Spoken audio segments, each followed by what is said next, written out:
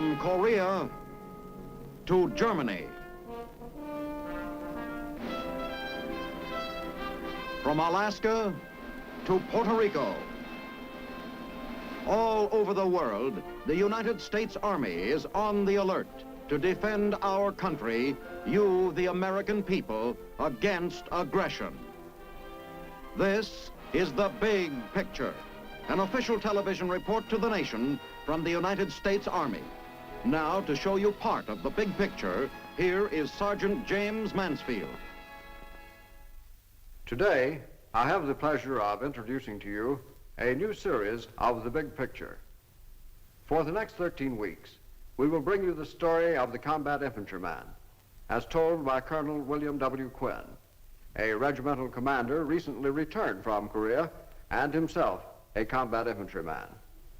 We have called this series the Blue Badge because that is the mark of the combat infantryman, the mark of the man with the rifle, the soldier who must face the enemy on the battleground and defeat him. He is America's fighting man, who from Bunker Hill to Old Baldy has fought oppression and tyranny so that our way of life might remain free. He is America's citizen soldier.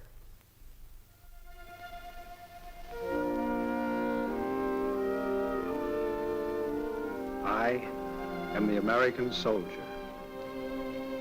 For the American people, my family, my fellows, my sons to come, I carry arms. Remember how I began? Born of explorers, colonists, hunters in deerskins, schooled in the wilderness, fighting for a continent. Remember Concord Bridge, 1775? Here it was, here at this bridge. I fired the shot heard round the world. Then I was the Minuteman, the embattled farmer, the son of liberty, raw militiaman, hardy continental. I was the hope of freedom on the frontier. I carried arms for the rights of man. Remember Valley Forge? I was the winter soldier, starving, marching, freezing, fighting, and praying at night, alone in the snow.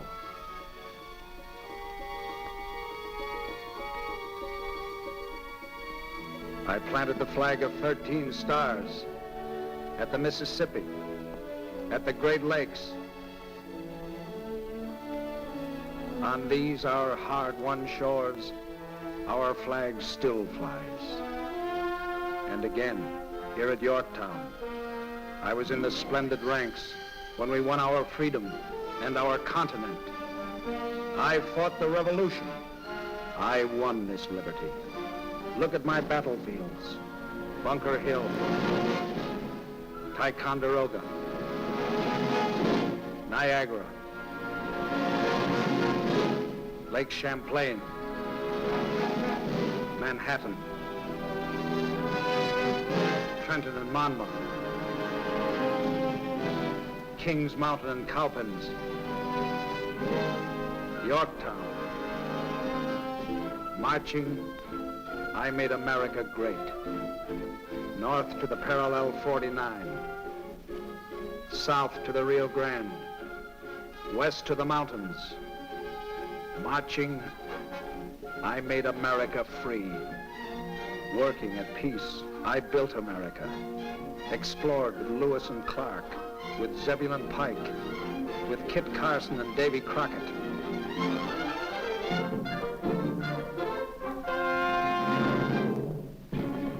1860, 1865, I was the blue, I was the gray. Marching, I made America free. Marching, I gave America peace. Marching, I found the American spirit. I led the way. I called to America, follow me. Follow the American soldier. Follow the trail I blaze. I convoyed the wagon trains, moving west, fought the tribes with Custer, rode the Oregon Trail, patrolled the wild American continent. My lonely outpost grew. My camps became crossroads. My frontier forts took root. Rose from the prairies into cities. My infantry marching made paths. My cavalry riding made trails.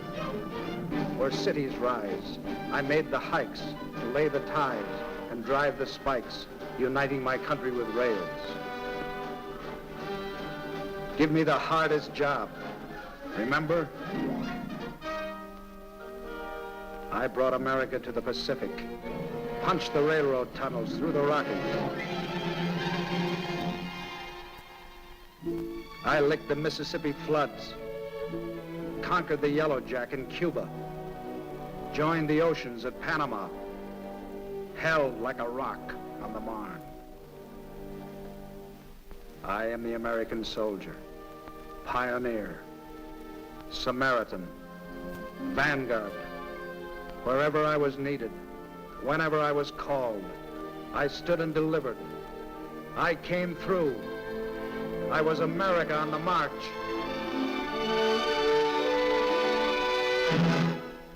And now, today, here I come again, marching again, at the same old job, same old brand new job. Marching again with all free men. I'm the ring of steel around democracy.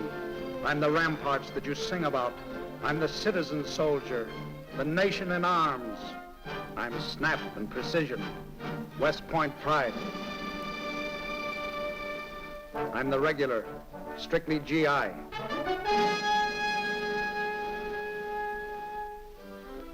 I'm the rookie, maid soldier. I'm up from the ranks, hell for leather, right on the line, straight from the eye. I'm the rifleman, cannoneer, trooper, skier, engineer, gunner, scout, marksman, driver, signalman, sentry, mechanic, flyer.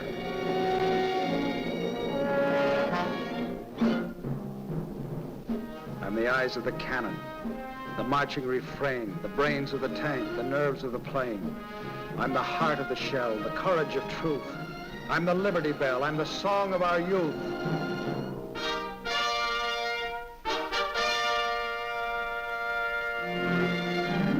I'm the fighting men at every outpost, from Alaska to Hawaii to the Philippines and beyond, from Panama to Puerto Rico to Iceland and beyond. Whatever the need, for the spirit we're living, for the future we're making, I, the American soldier, am the shield. Here to tell you more about the Blue Badge is Colonel William W. Quinn, better known perhaps as Buffalo Bill Quinn, who recently returned from Korea, where he was commanding officer of the 17th Infantry Regiment, 7th Division, the Buffaloes. We take you now to Colonel Quinn's office. Now that you've met the man, I'd like to tell you a little bit about the Blue Badge itself. The official title of the badge is the Combat Infantry Badge, and it was authorized for wear on the 27th of October, 1943. In describing the badge, we find an old-fashioned flintlock superimposed on a blue background. The blue, of course, is the color of the infantry. The flintlock itself is of a vintage of in the late 1790s and was a copy of the first rifle which was produced in large quantities for the Army. Might say that the model for this flintlock was found in the old Harper's Ferry arsenal some years ago, and of course is in the archives of the Army. The laurel wreath that goes around the musket itself is, of course, from ancient vintage of the times when the Greeks used the royal leaf to denote an element of achievement. The star, if you'll note, is awarded to those individuals who have had the opportunity or been awarded this combat infantry badge in 2 wars. Earlier in the program, we promised to bring you the infantrymen of the various divisions and tell you something about the histories of these divisions. So today we'll start out with the 1st United States Infantry Division. Therefore, the blue badge proudly presents the Big Red One. This is the story of the 1st Infantry Division, the Red One, whose fighting men saw the war through from D-Day, North Africa, to VE Day, Germany. Those combat boots, polished now for occupation duty, slogged through 8 campaigns and 3 amphibious landings. But units of the 1st fought as far back as the Revolution to preserve the Union in the Civil War. Were first in combat in World War I, when those units were combined into a regular Army division. Then in '41, there came from all walks of life a new generation of recruits. Boy, do I remember breaking in them first GI shoes. We learned quick it was a fighting outfit from that rugged training we got here and overseas. Still, when we left England along in '42, we felt pretty good. Had a swell CG, Terry Allen, a fighting general. We liked him, and he liked us. So the outfit relaxed, had some fun. Till, on a chilly November dawn, with the coast of North Africa out there in the dark, we knew action was close. Everyone tightened up, waiting.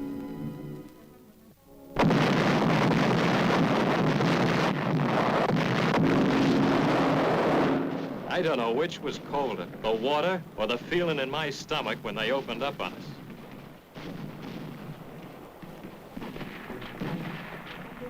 In 3 days, Oran was ours.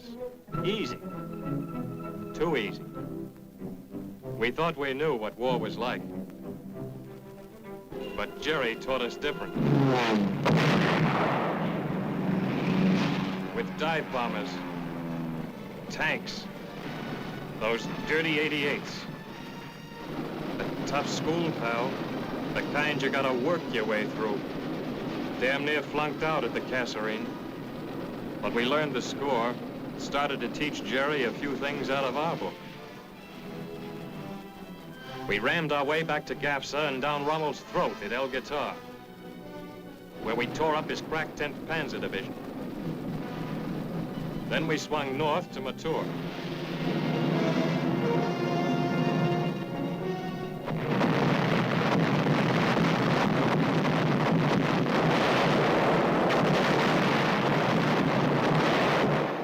Nightmare war.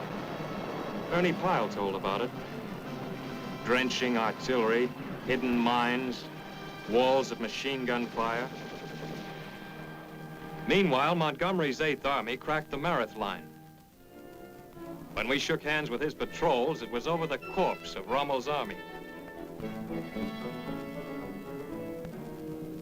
After Tunisia, the crazy rumor got around that we were going to load on boats for home.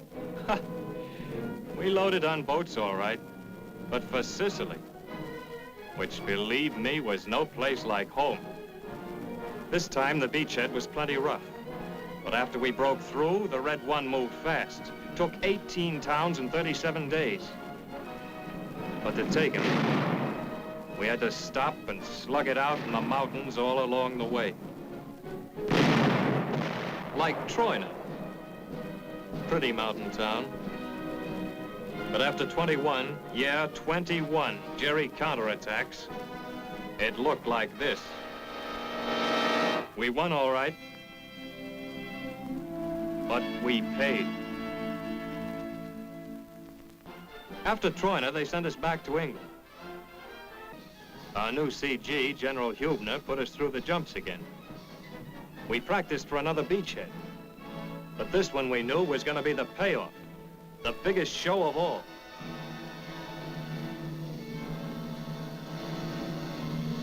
The curtain went up on June 6th, 1944.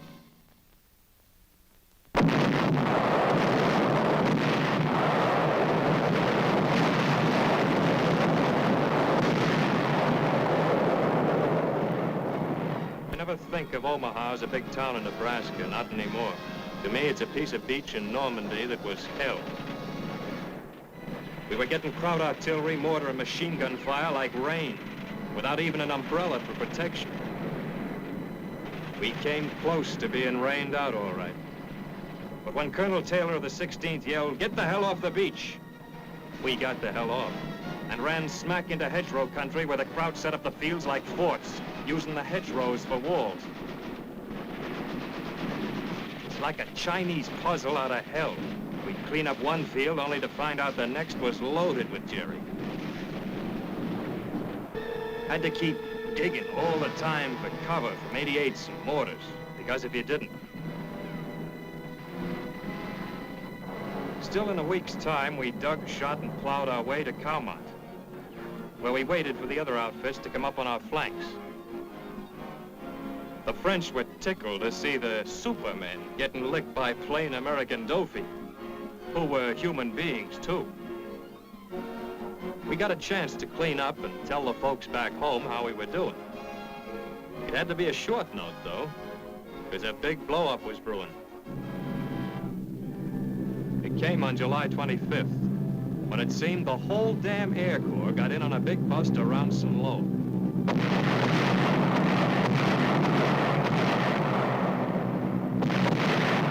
Then the infantry pulled an off-tackle play west of the town. The 4th and 9th Divisions opened up a nice big hole, and the 1st charged through.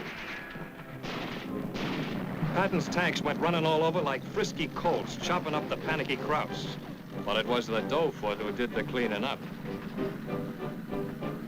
Combat engineers dug up mines like fat cabbages, cleared away roadblocks. And all the time, the infantry kept coming along for the final kill. It was slugging and slogging, shoot and march, grab a nap when you could, eat while you hiked, sea rations, Ks, and a lot of dust. That's what the school books call victorious pursuit, eating dust. Even when they put you on trucks, you ate dust. It was a hell of a way to see La Belle France, but we sure covered ground. From Coutances in a month, we drove a right-of-way clear across France.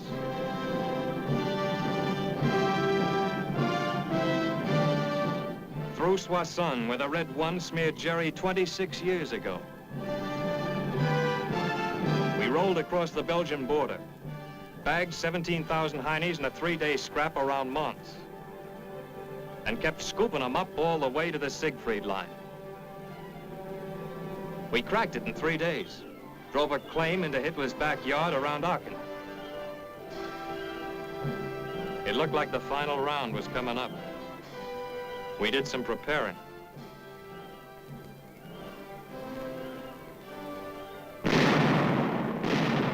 Hitler decided to hold out in Aachen, pep up the Germans by making it a symbol of Nazi resistance.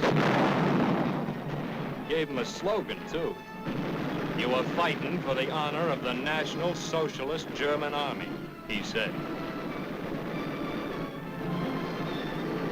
They fought hard, too, house to house, for weeks. But we had a slogan, too. No mission too difficult, no sacrifice too great, duty first. In the payoff, our slogan had more punch. We cleaned them out house by house, street by street, till on the 21st of October, Aachen or what was left of it, surrendered.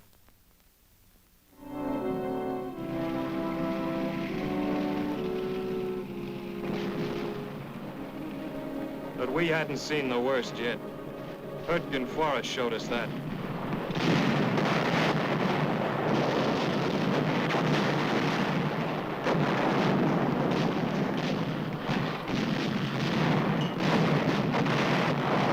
If tree burst didn't get you, the weather did. Yeah, Hurtgen really trimmed down the outfit. But we cleaned out Jerry. Then General Andrus, our new CG, pulled us out for our first rest in 6 months. We couldn't believe it. Even when we got back to Verviers in Belgium, we knew it was too good to last. Well, it didn't. Hitler shot the works with one last gamble in the Ardennes. And back in the line we went to hold the northern shoulder of the Bulge. It was an old story for the Red One. Mean weather, Jerry beating his brains out attacking. Then us counterattacking for keeps.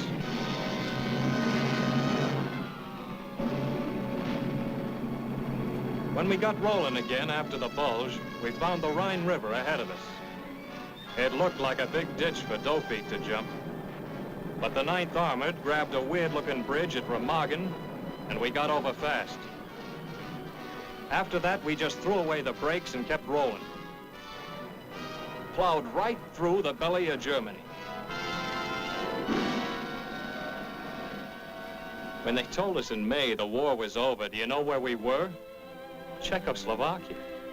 Yeah, Czechoslovakia. And brother, were we tired. You know, they call the infantry the queen of battle. Don't ask me why. You wouldn't say those guys look pretty, would you?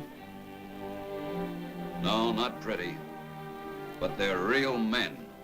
Soldiers who do their job.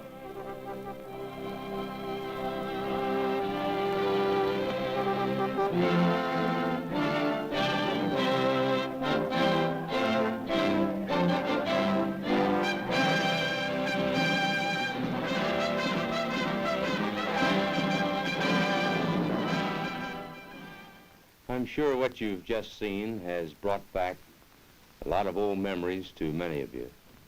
I'm also certain that those of you that serve with the 1st Division are very proud of that service.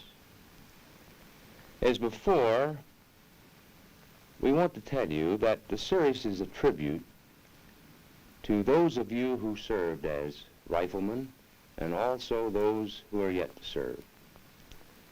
We want all to know that the wearer of the blue badge, what he has done and what he is doing today, particularly in Korea.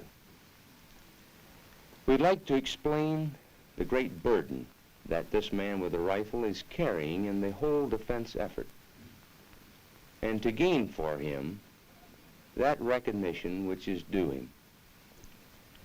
I must point out at this particular phase that the greater portion of this program has been made possible through the heroic efforts of the Signal Corps combat cameramen. Those individuals who are constantly under fire, taking pictures, portraying for you and for posterity the activities of this man with a rifle. They have done a good job. I know this from my own experience because when I commanded the 17th Infantry in Korea, we had any number of cameramen with us. And on many occasions, I've seen them pinned down by fire along with our own men. Well, I think you'll be interested to know what we have in store for you for the next 12 programs. We're going to bring to you living histories of the combat infantrymen in some of our great divisions. We'll start out with the 30th. We'll have a history of the 1st Cavalry Division in the Philippines. We'll see the 3rd, 45th, and 36th in the invasion of southern France. We'll see the 41st at Buna and in New Guinea. We'll go on to see the 34th at Kasserine Pass, the 6th Division, the 82nd Airborne in Sicily. We'll watch the divisions of General Patton in the relief of the Bastogne Bulge. We'll watch those divisions moving from Naples to Cassino. We'll see the 7th in the Pacific and the 29th in Europe. In addition, we will interview a great number of very interesting personalities. On our next program, we invite you to look on when we honor the infantrymen of the Old Hickory Division, the 30th. We'll see them in Normandy, at Saint-Lô. We'll see them cracking the Siegfried Line, and we'll see them in the Battle of the Bulge. In addition, we have some very interesting facts about the rifleman himself, his rations in combat, his clothing, and the gear that he carries when he goes to battle. So until next week, this is Colonel Quinn speaking for the combat infantryman and asking you to look twice at the man who wears the blue badge. It's the mark of a man. The Big Picture is a weekly television report to the nation on the activities of the Army at home and overseas. Produced by the Signal Corps Pictorial Center. Presented by the U.S. Army in cooperation with this station. You can be an important part of the big picture. You can proudly serve with the best equipped, the best trained, the best fighting team in the world today, the United States Army.